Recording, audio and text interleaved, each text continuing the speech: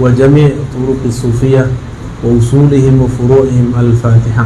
أعوذ بالله من الشيطان الرجيم. بسم الله الرحمن الرحيم.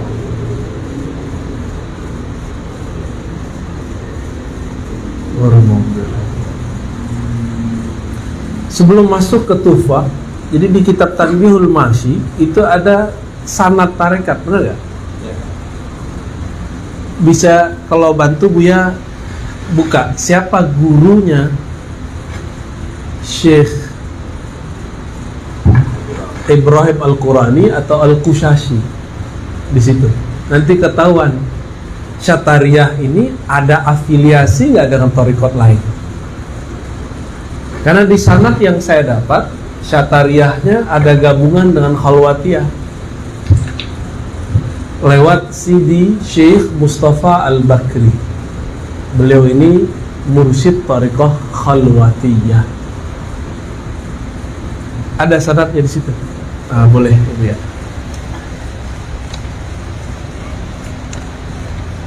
Langsung hafal Bu ya. Udah bacaan hariannya. Dimulai dari Al-Faqir Al-Hakir Syekh Abdul Rauf an Syekhin Al-Arif Billah Al-Kamil Mukammil Safiyuddin Ahmad bin Muhammad Al-Madani. Bukan Madani, ini teksnya masih tulisnya Al-Madani, Al-Madani Al-Ansari Al-Syahir Bil-Qushashi an Sayyidina Abil Mawahib Abdullah Ahmad bin Ali Al-Qurashi Al-Abbas As-Sanawi. Berarti beliau jalurnya jalur Syatariyah murni kalau yang ini. Jadi dari Abdul Mawahib Abdullah Ahmad bin Ali ya. Ahmad bin Ali. Yang pasti begitu Abu Abdillah kali ya. Kan nama beliau Ahmad bin Ali As-Sanawi. Nah kalau di sini pakai sa. As-Sanawi. Jadi Al-Imam Al-Qushashi itu ahli hadis di Madinah, maka disebut Al-Madani. Beliau mempunyai 40 sanad thariqah lebih itu ya. Namun yang masyhur dikembangkan oleh Syekh Abdul Rauf Al-Jawi As-Singkili yang diturunkan kepada tuan guru besar kita, Tuan Syekh Burhanuddin, diulahkan itu Asy-Syatari. Tapi dalam salinan tertentu yang disebutkan bukan nama Syekh Asy-Syanawi, tapi Mustafa Al-Bakri kawannya. Maka bolehlah disebut Syatariyah itu dulu Khalwatiyah, Syatariyah Al-Khalwatiyah. Jadi dua. Bolehnya itu boleh karena seorang Imam Al-Qushashi memegang sanad 40 thariqat. Kalau di kitab hadis nama Al-Qushashi di belakangnya An-Naqsyabandi. Berarti beliau punya juga thariqat An-Naqsyabandi. Di teks yang lain ditulis Al-Qadiri. Nah, cuma yang masyhur itu An-Naqsyabandi sama Al-Khalwati dan Syatari itu. Kok bisa? Ya wajar, dia kan seorang imam. Kalau imam bolehlah dia punya banyak metodologis dalam mengenal Allah. Tapi kalau orang awam cukup satu. Kalau dia seorang imam, kepalanya terlalu luas untuk cuma satu thariqat. Kolbunya terlalu lebar. Kalau cuma 2-3 thariqat, dia bisa banyak thariqat. Thariqat itu kan cuma metode. Metodologis itu bisa banyak, bisa satu, ya enggak? Ada orang yang tidak terbiasa dengan banyak cara, dia cukup dengan cara lama. Nah, ini Imam Al-Qushashi, ya, beliau keturunan Al-Ansar dan mendapatkan banyak jalur thariqah, terutama thariqah Asy-Syatariyah. Kalau saya menyebut Syatariyah itu tarekat yang mengantar kepada kaidah-kaidah hakikat, kalau Naqsyabandi itu tarekat yang mengajarkan riyadhah dan mujahadat. Makanya orang Naqsyabandi ada suluk 40 hari, itu rajin-rajin. Kalau di Syatariah ada sembahyang sampai 10. Itu beda, walaupun bentuknya mirip. Satu pakai khalwat khiba, satu tidak pakai khiba, ya. Apa perbedaan lainnya? Di Syatari banyak mengaji, di Naqsyabandi banyak berzikir. Itu tidak boleh direndahkan salah satunya. Dua-duanya punya kelebihan. Punya kelebihan Pak, dua-duanya. Kalau orang ahli zikir enggak ngaji, tidak bisa mengibaratkan apa yang dia rasakan. Kalau Syatariah belum terasa sudah bisa diungkapkan. Kadang-kadang begitu. Maka mereka seharusnya saling tukar ilmu. Harusnya ada majelis mereka bertemu, bukan saling rendah merendahkan. Begitulah yang kita terima dari masyayikh kita dari masa ke masa. Mereka saling bertemu, saling berbagi, ya. Ini sekedar refleksi mengenai sanad thariqah, ya. Berarti yang masyhur, yang ditahqiq, diteliti oleh guru saya, Prof. Oman Fatur Rahman, itu orang Cirebon. Cirebon ini dapat Syatariah juga, tapi dari jalur Syekh Abdul Muhi Pemijahan. Ada satu lagi namanya, siapa namanya, Syekh Alam siapa gitu, saya lupa ya. Itu juga sama. Jadi ada beberapa jalur Syatariah di negeri kita, minimal 3 itu. Tapi yang masyhur sekarang cuma Ulakan, Pak. Yang Syekh Abdul Muhi saya belum ketemu lagi nih penjawab penerusnya. Paling ada tuh siapa yang di YouTube itu, Gus Rofiq. Cuma saya belum cek apakah beliau murni Syatariah atau sudah bercampur dengan kearifan lokal Jawa. Ya, wallahu alam, kita nggak ngerti karena saya jangan mempelajari beliau juga. Kitab At-Tuhfah Al-Mursalah, ya. Ini karena pertemuannya pendek, saya ambil yang inti-inti aja, Pak. Mau yang inti-inti kan? Nggak mau kan dikasih kitab gundulnya? Alhamdulillah selama beberapa waktu ini Allah isyaratkan saya untuk membuka kitab itu. Pertama kita buka di surau tempat saya dulu bersuluk thariqah di Payakumbuh. Kemudian dengan sahabat saya, murid dari Syekh Ali Imran, Buya Kerajaan. Beliau ternyata pelanjut Syekh Ali Imran, ya, khalifah beliau, ya. Dan ini termasuk sanadnya kuat, silsilah ilmunya kuat, zahirnya bagus, batinnya bening, ya. Cuma kalau nanti ada kalam-kalam dari seberang itu saya nggak ada urusan, itu urusan bapak saudara lah, ya. Oh, syatarinya dia nggak sahih, itu urusan bapak itu, ya. Sahih nggak sahih urusannya apa, ya? Urusannya apa? Emang kita bisa menakar isi kolbu orang, ya? Ini kadang-kadang orang sering ngomong, itu nggak sahih, yang benar di sini. Itu namanya iklan kecap. Kalau iklan kecap pasti yang dari kita yang paling bagus. Tapi dengan Buya dan kawan-kawan mengundang saya, itu tanda kalau hati sudah terbuka, ya. Alhamdulillahirabbil alamin. At-Tuhfah Al-Mursalah secara harfiah berarti hadiah yang dikirimkan untuk baginda Nabi sallallahu alaihi wasallam. Judul lengkapnya At-Tuhfah Al-Mursalah ila ruhin Nabi sallallahu alaihi wasallam. Beliau memulai dengan kalam tentang al-wujud. Nah, ini jatuh-jatuh ntar nih, nggak punya saku kita. Sebentar ya.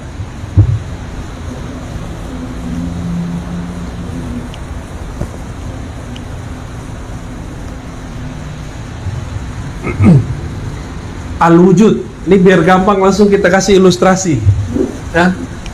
Bapak nggak usah baca kitab gundulnya. Gundulnya cukup kepala saya gundul.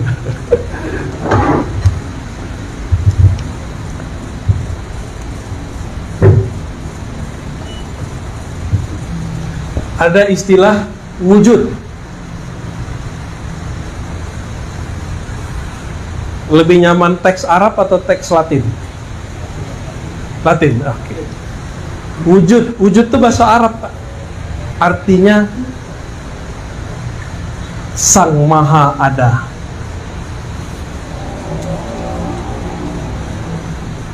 Itu al-wujud, sifat wujud, ya. Kalau Arabnya harusnya harus pakai al. Kita ada nggak? Ada. Allah ada. Apa beda kita dan Allah ada?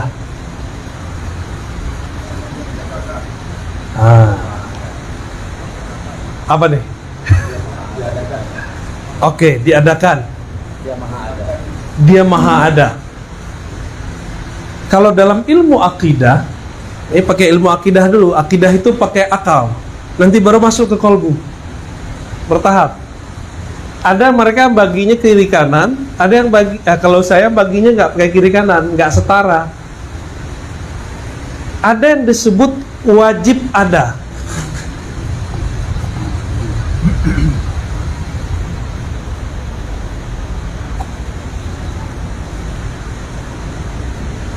Wajib ada. Wajib ada itu apa? Kalau bahasa Arabnya mala yatasawwar fil aqli adamu. Kalau ditulis pakai matematika, negatif kali negatif, hasilnya positif. Yang tidak mungkin tidak ada. Tidak mungkin negatif tidak ada. Berarti wajib. Itu disebut wajibul wujud.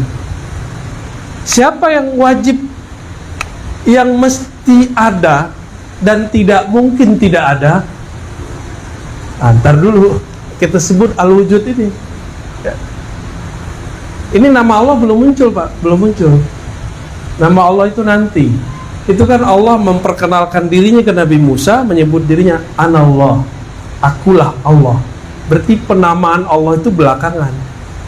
Walaupun nama itu sudah ada dalam al-wujud. Ya. Saya sering contohkan ayam, masih ingat nggak ayam? Ayam sama telur. Gimana caranya? Ini udah sering kita ulang nih biar gampang. Ayam dari telur.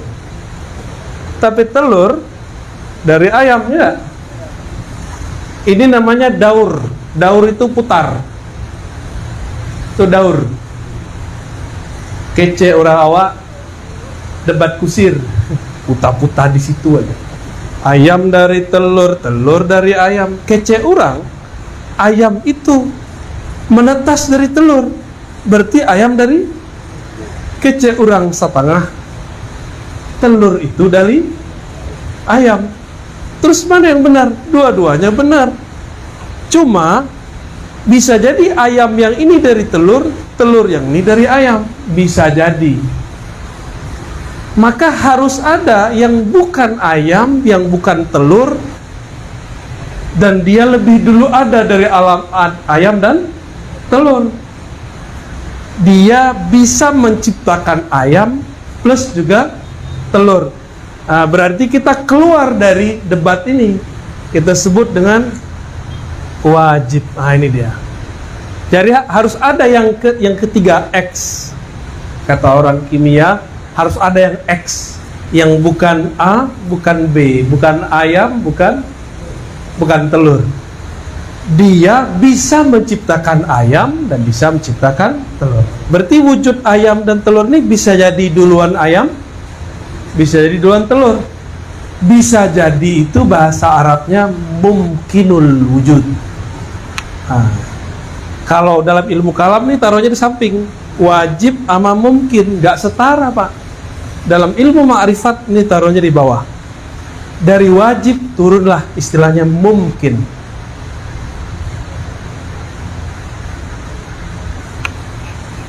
Ada tisu? Ada penghapus.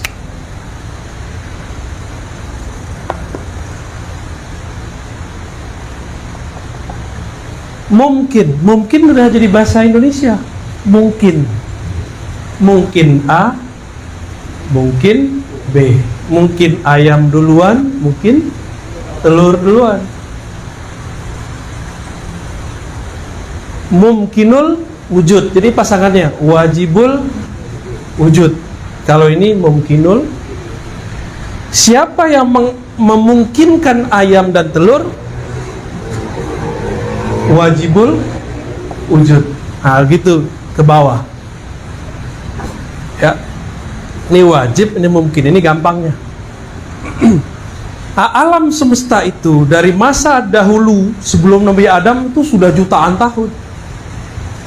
Bapak yang melihat berita atau mungkin ada yang berusaha dulu di situ, batu bara berapa juta tahun?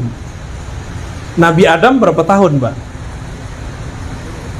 Nabi Adam itu belum sampai 7.000 tahun. Ini kita baru mau 7.000 ini. Jadi genap ini 1.500 kurang dikit, itu baru 7.000 tahun.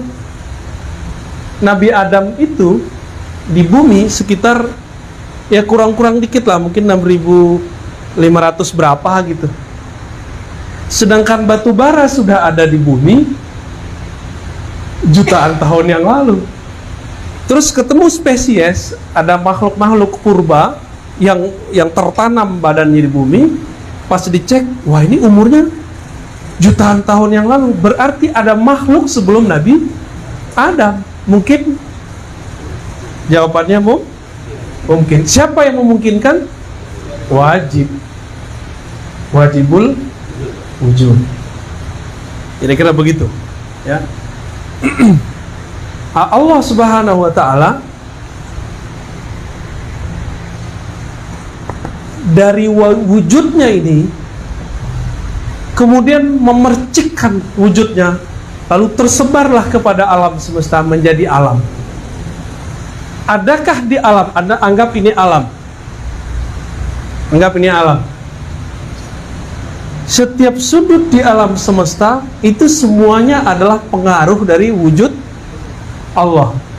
Jika ada orang berkeyakinan bahwa di alam itu, baik alam badan, alam tubuh, alam zahir, alam batin, urat, tanah, air, semuanya, bahwa di situ ada selain Allah, berarti ada Tuhan pencipta selain Allah, musyrik. Jadi di meja ini ada percikan wujud Allah, Pak. Tapi percikan wujud yang mana? Kalau wajib hanya untuk zatnya, untuk sifatnya, sedangkan mungkin untuk makhluknya. Wajib ini zat, ya. Zat itu punya sifat. Sifat ada nama. Nama ada fi'il, perbuatan. Bahasa Indonesia udah jadi fi'il ya. Fi'il. Wajib zatnya. Dari mana nih alam semesta? Nggak keluar dari. Inilah struktur alam.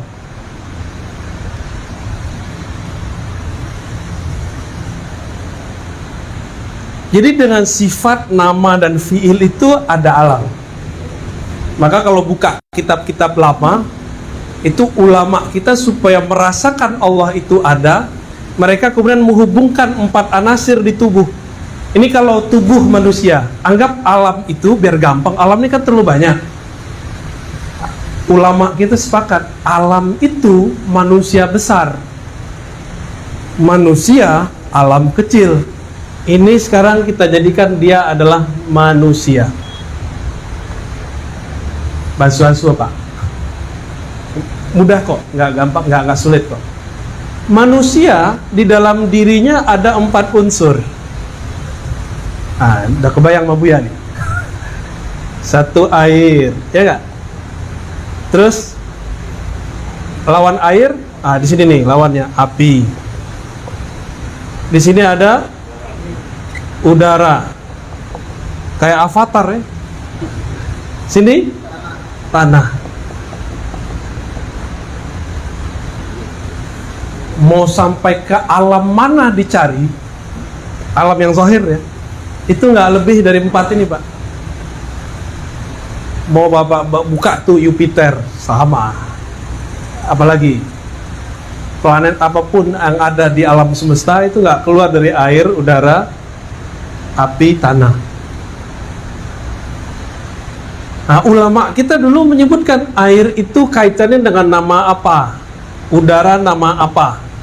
Itu nggak kaku dan nggak baku. Jadi beberapa ulama menyebutkan air itu nama Allah hayat. Bisa jadi karena ada ayatnya, kami ciptakan dari air segala sesuatu menjadi hidup. Tapi ada ulama lain menganggap air bukan sifatul hayat. Berarti itu perbedaan ulama memandang. Maka beberapa buku-buku syatari yang dijual di Makom, ada kan? Itu kok buku dijual-jual sembarangan itu Pak.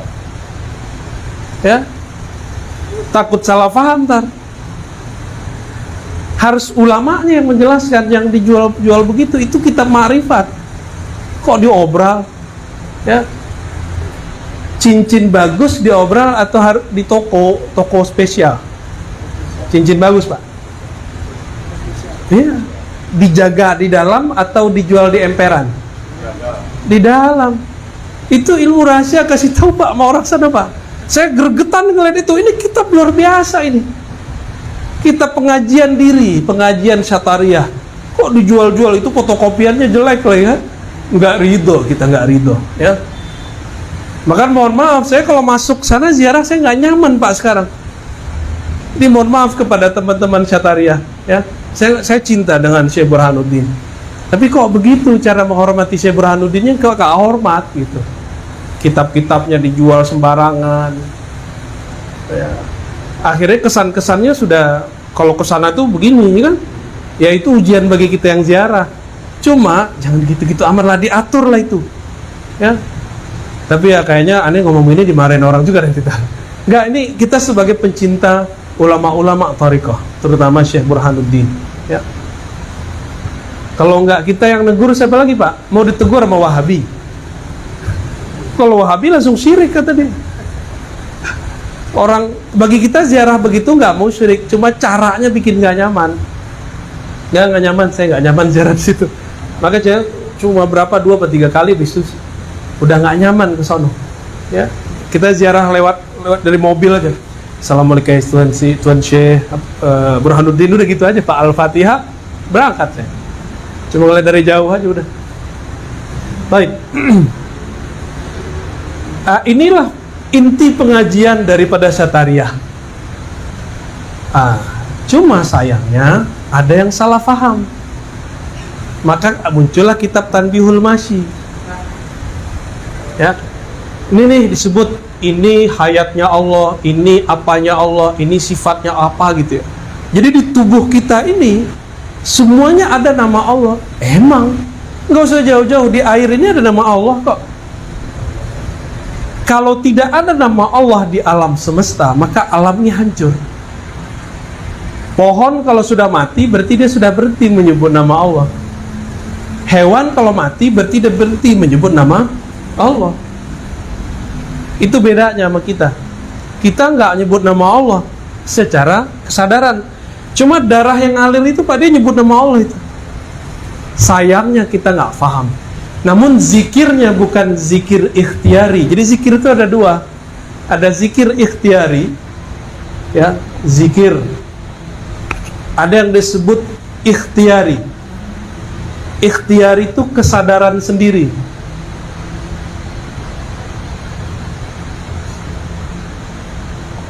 Saya sadar saya zikir, maka saya pilih zikrullah. Ini zikir ikhtiari. Orang yang zikir begini, inilah yang disebut salik. Apa arti salik? Orang yang suluk, yang mau menempuh jalan kepada Allah. Kan beda thariqat, beda suluknya. Cuma karena yang dominan di daratan, di dare, suluk itu berkhawal 40 hari, orang taunya orang suluk berkhalwat, itikaf. Kalau di Piaman, suluk itu ya ngaji, zikir, ngaji, zikir. Tapi zikirnya zikir ikhtiari. Nah, di tubuh kita yang disebutkan dalam kajian-kajian diri, kajian-kajian makrifat diri, darah zikirnya ini, ada nama Allah di tulang, ada nama Allah di daging. Itu kajian-kajian begitu, Pak. Itu namanya zikir tubuh ittirari, ya. Ittirari pakai do. Do itu nulis ininya apa? Ini ya? DH.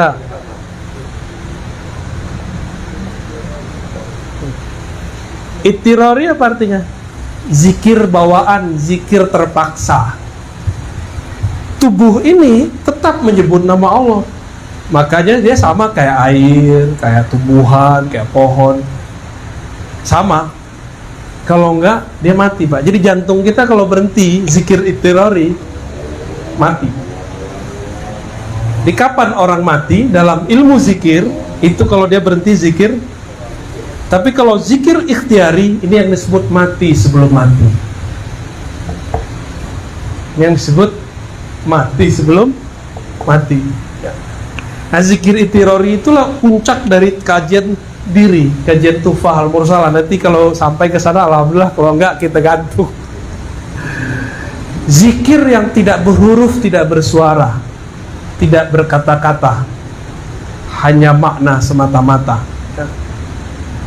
Tapi di beberapa kajian Syatari ada yang ketinggalan nomor pertamanya tentang zikir. Ternyata zikir itu ada pintunya di depan sini, di ujung kitab. Apa pintunya depan sini? Kata pengarang Tuhfah, kalau engkau ingin wusul kepada Allah, nah ini udah ujung kitab nih, Pak. Udah ujung kitab nih. Sebenarnya kalau sampai di sini udah selesai kajiannya. Pintunya adalah ittiba. Apa arti ittiba? Mengikut kepada sunnahku, zahir ataupun batin. Tidak hanya zahir, tapi juga batin. Batin itu yang mahal. Ini pintunya. Pintu keduanya baru zikrullah. Zikir yang mana? Zikir ikhtiari. Bagaimana zikir ikhtiari? Zikir ikhtiari ini macam-macam. Nah, yang paling puncak, zikir yang tidak lagi menyebut. Dia sudah sampai tataran mengingat. Dari mengingat diangkat lagi oleh Allah kepada muraqabah, merasa dilihat. Diangkat lagi, Allah yang angkat, Pak, kepada maqam ihsan. Nanti panjang di situ tuh. Sekarang kita balik lagi deh. Supaya sampai ke zikir itu harus paham ma'rifatun nafs ini, bahwa di tubuh kita mengalir nama dan sifat Allah Subhanahu wa ta'ala. Di tengah perjalanan tarekat Syatariah berkembang di negeri ini, maka muncullah kemudian kelompok-kelompok yang mengatakan apa? Kalau tubuh kita ini, batang diri ini, ada nama Allah di dalam, berarti wujud kita, itu dia. Wujud kita, wujud Allah sama nggak? Pasti mereka bilang nggak sama. Tapi mereka terjebak di kalam apa nih? Ini dua hal yang beda nih, Pak. Di tengah perjalanan kajian makrifat, karena makrifat itu ada yang hakul makrifah, ada yang makrifat biasa, itu disebut hakikat. Kita sering dengar ya istilah syariat, tarekat, hakikat, makrifat. Apa beda hakikat sama makrifat, Pak? Sering dengar kan? Dia barangnya sama tapi beda. Ibarat gunung tuh begini. Ini syariat bagian bawah. Ada puncak nggak kalau nggak ada kakinya? Ada puncak nggak ada lerengnya? Ada puncak nggak kalau nggak ada punggungnya? Nggak ada bahunya? Nggak ada. Ma'rifat itu adalah al-haqa'iq al-kulliyah, bahasa Arabnya. Apa arti al-haqa'iq al-kulliyah? Gabungan semua hakikat lalu puncaknya. Itu disebut ma'rifat. Jadi ma'rifat itu adalah gabungan hakikat. Hakikat ini lagi tercerai-berai. Sampai di sini syaitan Azazil, iblis pun ikut serta. Dulu yang ngajar di surga itu kan salah satunya iblis. Dia ngajar hakikat tapi belum sampai ke ma'rifat. Hakikat itu inilah kajian sifat, nama dan fiil. Kalau tarikat zikir, wirid, nah, itu tarikat. Kalau syariat amal zahir. Amal. Nah, kalau hakikat apa? Tadi. Apa di sini? Tauhid. Nih, tauhid. Kalau di ma'rifat tuh tauhid. Nih, Pak. Semoga antum kejebak.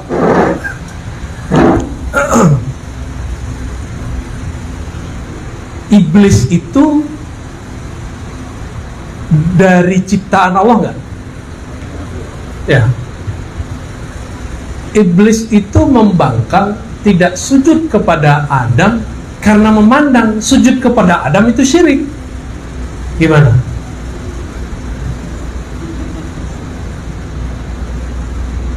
Gimana, Pak?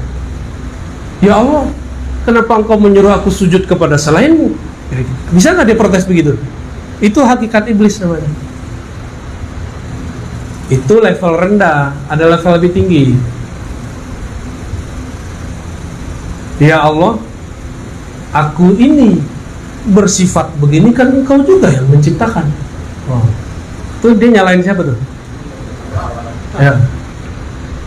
Karena aku ini ciptaan engkau, kegelapan sifatku adalah bagian dari bayang-bayang engkau. Ini kata siapa? Iblis. Bener gak?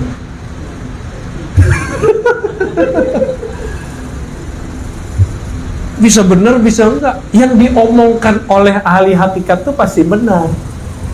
Mau dia iblis, mau dia wali, pasti benar. Bedanya nanti dia jadi waliullah atau jadi wali setan, udah itu aja. Sama-sama wali, Pak. Ngomong hakikatnya sama, teorinya sama. Nanti ujungnya apa? Kalau aku ini empat anasir tubuhku ini adalah nama dan sifat Allah. Qalbuku adalah asma Allah. Ruhku adalah zat Allah. Oh, gawat itu, Pak. Berarti aku ini Allah dong. Begitu mereka terjebak. Maka berbicaralah salah seorang mereka dulu. Sampailah kabar itu ke Madinah, dibawa oleh Syekh Abdul Rauf. Dilaporkan kepada imam, murid dari Imam Kusyasi. Imam Kusyasi sudah wafat. Muridnya, khalifahnya namanya Imam Al-Qurani, Ibrahim Al-Qurani. Itu ahli hadis juga, Pak. Apa laporan yang sampai ke beliau? Ditulis di Tanbihul Masyi. Wujuduna wujudullah. Wujud kami ini wujud. Kenapa? Nah, ini akibat ngaji diri nggak pakai guru. Dibaca di lembaran teks. Darah itu, air di tubuh adalah sifat hayat. Wah, begitu, Pak. Tulang itu sifat nama qayyum. Macam-macam teorinya. Kulit apa, daging apa. Udah sampai begitu. Berarti tiada dalam diriku kecuali hanya Allah. Kalau begitu, wujudi wujuduhu. Wujudku wujud Allah. Ini zikirnya mereka. Maka mereka gantilah satu zikir yang tadinya itu zikir yang benar menjadi zikir yang menyesatkan. Bahasa Melayunya, zat aku, zat Allah. Nah, itu zikir mereka tuh. Sifat aku, sifat Allah. Asma'ku, asma Allah. Asma itu nama. Fi'ilku, perbuatanku, perbuatan Allah. Sampai di negeri Jawa, Cirebon diganti Ingsun. Sifat aku, sifat Ingsun. Ya, sama aja kan? Saya udah ketemu, Pak, dua orang yang zikir begitu, matinya mati suul khotimah. Dua-duanya meninggal di WC dan kepalanya diambil oleh malaikat maut, dibentur itu, Pak. Pum! Hancur kepalanya, berdarah. Dua orang udah. Dan dua-duanya saya udah kabarkan dari masih remaja. Pak, Bang, ada dua nih. Satu orang Minang, satu orang Bugis Betawi. Bang, ini zikir iblis. Ini zikir hakikat, tapi hakikatnya sudah dibelokkan oleh iblis. Sudah dibelokkan oleh iblis. Terus tolong ditinggalkan. Saya khawatir nanti su'ul khotimah. Saya udah ngomong gitu, Pak. Udah nggak bisa. Ini saya terima dari guru saya. Kamu kan anak kuliahan, ngerti apa? Ngomong gitu deh. Akhirnya beberapa waktu saya kabarin lagi. Nggak mau dikasih tahu, saya nggak datang lagi ke mereka. Dengar kabar sudah meninggal di WC, Pak, kepalanya dibenturkan oleh malaikat maut. Nggak ditunggu dulu, padahal dia keluar dari WC, WC-nya surau, WC-nya masjid. Nggak ditunggu keluar, Pak. Nggak ditunggu keluar. Yang boleh ngomong zat aku, zat Allah siapa? Hanya Allah, karena kata zat itu ana. Yang boleh ngomong ana itu cuma Allah. Dia sudah ambil tuh haknya. Masih ingat gak dosanya iblis? Sebelum dengan Adam, itu iblis sudah punya dosa. Maka kalau kita baca teks Arabnya, iblis itu punya dosa. Antum ada yang mau khidmah gak? Hapusin. Ada dosanya iblis, hapus semuanya boleh. Aba wastakbara wa kana minal kafirin. Iblis itu aba. Apa arti aba? Enggan, malas-malasan, malas. Disuruh-suruh dia malas. Yang kedua, ini yang paling berat, wastakbara. Dia merasa dirinya kiber, besar. Ini mohon maaf nih, Pak. Ini Bapak Ibu, nih Bapak nih, gak ada ibunya, datang ke sini berarti sudah menekan kibernya. Berarti insya Allah selamatlah dari sifat iblis ya. Tapi terbersit sedikit saja. Saya lebih ngerti kok. Udah Pak, kena iblisnya. Sama, saya kalau ngomong begitu juga sama. Itulah rahasianya Pak Direktur. Saya kenapa kalau mau ngajar itu saya diam dulu. Itu menolkan diri. Lalu saya bacalah nama Allah Ahad. Allah Ahad, hanya Allah lah yang Ahad. Kemudian Ahmad. Tapi yang berikutnya rahasia. Nggak boleh semua kita sebut. Ntar jadi rame lagi. Apa sifat iblis? Aba wastakbara.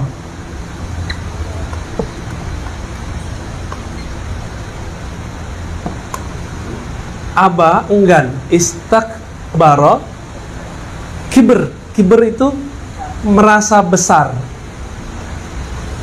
merasa alim, merasa suci, merasa taat. Gawat tuh. Dulu iblis ketika Banul Jan, jadi sebelum di bumi, sebelum ada manusia, ini bumi nih, anggaplah ini bumi. Di bumi ini sudah ada makhluk-makhluk sebelum jin, itu yang disebut makhluk purba. Setelah habis makhluk purba, Allah ciptakan satu klan namanya Banul Jan. Inilah bapak moyangnya iblis. Banu anak keturunan Jan. Jadi bapaknya namanya Jan. Yang diciptakan dari yang terang juga tapi api. Karena ada yang terang cahaya, ini terang api. Mereka jadi jin, tengkar ya, tengkar di sini segala macam. Allah kemudian buatlah di muka bumi kiamat awal. Kiamat pertama sudah terjadi Pak untuk bangsa jin. Di saat ini dihancurkan, dikirim meteor. Jadi teori ada meteor jatuh ke bumi itu sahih, itu benar. Dihancurin, maka semua binatang-binatang mati. Mati semua jadi makhluk purba. Di antara Banul Jan ini ada satu pangerannya. Nah, kira-kira begitu. Namanya Azazil. Masih kecil. Diutuslah dari langit Jibril. Diutus dari langit Jibril. Jibril selamatkan Azazil, ajarkan dia zikir. Maka berzikirlah Azazil di bumi. Jadi waktu ini dihancurkan, ada yang lari ke gunung, jadi penunggu gunung. Ada yang lari ke sungai, jadi penunggu sungai. Ada yang ke laut, jadi Ratu Nyi Roro Kidul. Ada penunggu, itu asli Pak. Makanya kalau kita pergi ke atas gunung, berangkatnya berlima, jangan pernah misah. Karena itu kampungnya mereka tuh. Istana mereka di situ semua tuh.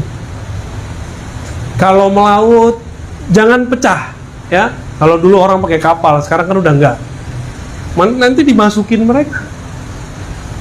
Ada yang ke pohon-pohon. Makanya ada pohon-pohon sati, ya. Betul ya, angker. Sebenarnya nggak angker, emang tinggalnya di situ.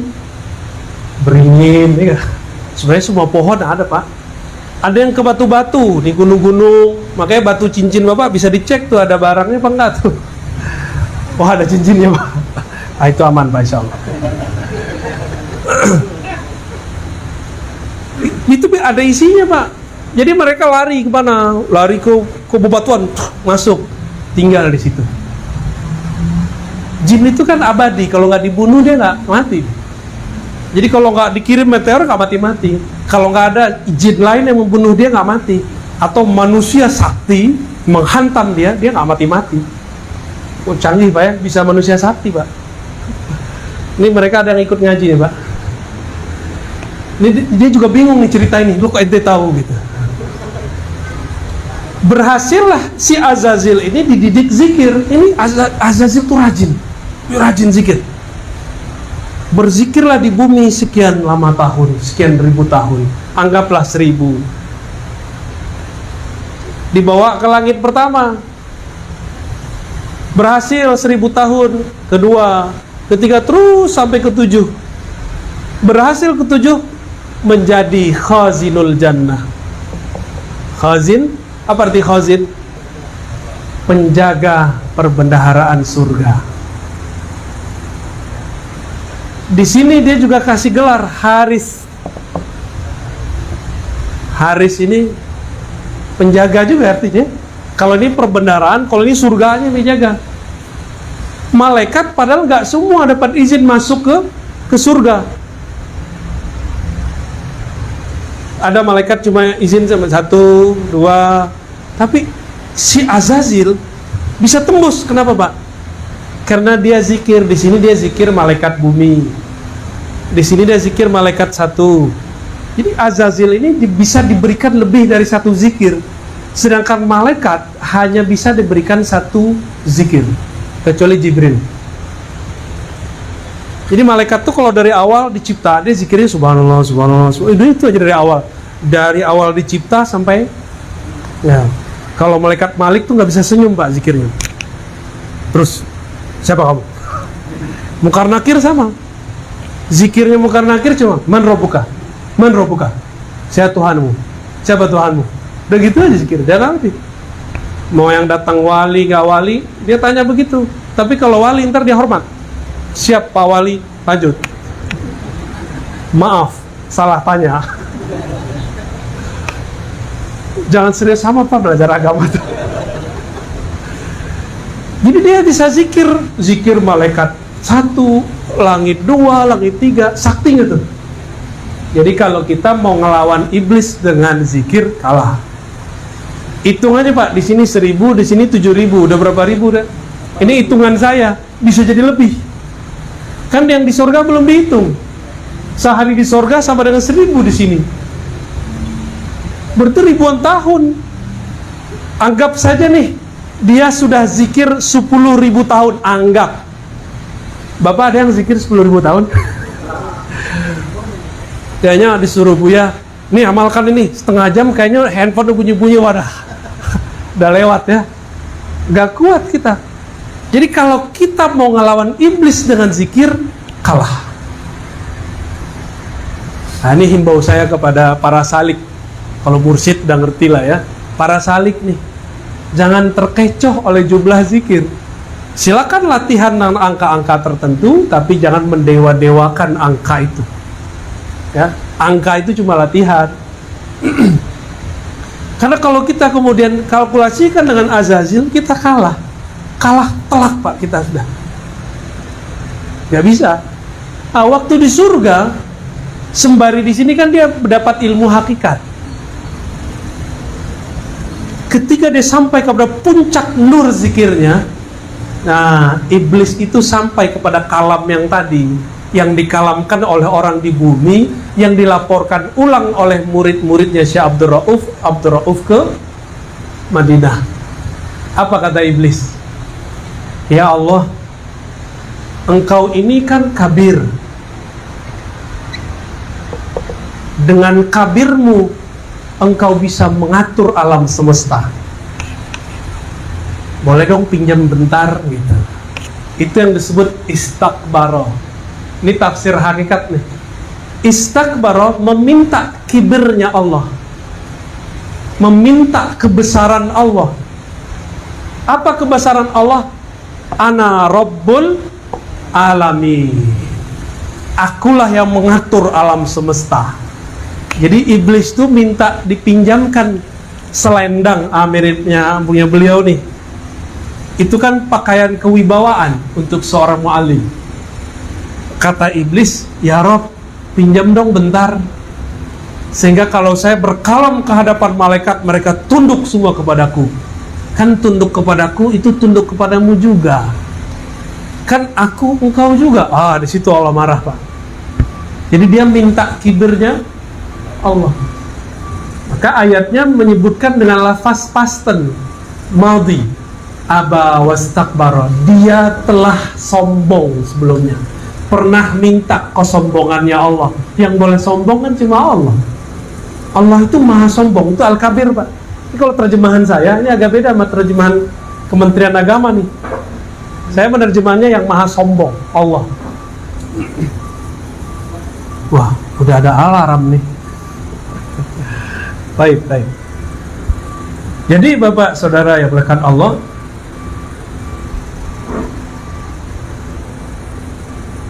ketika kita belajar hakikat, tiadalah darahku kecuali nama Allah, tulangku nama Allah, apalagi daging, semua sebutkan unsur itu. Tapi kita tidak pernah menjadi Allah. Yang ada, jangankan wujud Allah, terbit bulan purnama bernama Rasulullah, maka semua nabi tidak terlihat. Kalau matahari terbit, bintang bisa dilihat kan? Gak bisa. Kalau Allah terbit dalam diri kita, masih ada nggak kita? Maka ketika mereka mengatakan wujuduna wujudullah, itu musyrik, karena dia masih ada kaminya. Kalau dia menyebut wujud kami, wujud Allah, kaminya hilang. Itulah zikirnya para ulama, la maujuda bihaqqin ilallah. Tiadalah yang wujud sebenar-benar wujud kecuali Allah, yaitu wajibul. Kita ini mumkinul wujud. Maka wujud kita ini menjadi hakiki karena dihakikikan Allah. Kalau enggak ada. Itu yang dilaporkan. Dijawab oleh, pendek kata, oleh Imam Al-Qurani. Apa kata beliau? Jika yang dimaksud lebur wujudmu, tidak lagi wujudmu kecuali wujud Allah, itu ahlul muhaqqiqin, itu ahli hakikat. Tapi kalau kalian maksud ada wujudku, ada wujud Allah dalam wujudku, ini adalah zikir zindik. Bisa bedain ya? Karena sembahyang naik turun, tanallah di badan awak. Ada kan yang ngomong begitu? Itu zindik Pak.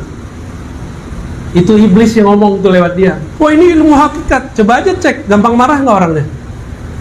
Itu tanda di dalamnya itu Azazil, iblis, bukan Nur Muhammad sallallahu alaihi wasallam. Ya. Jadi bagaimana caranya memahami kitab Tuhfah Mursalah? Saya kasih 3 kalimat aja. 1.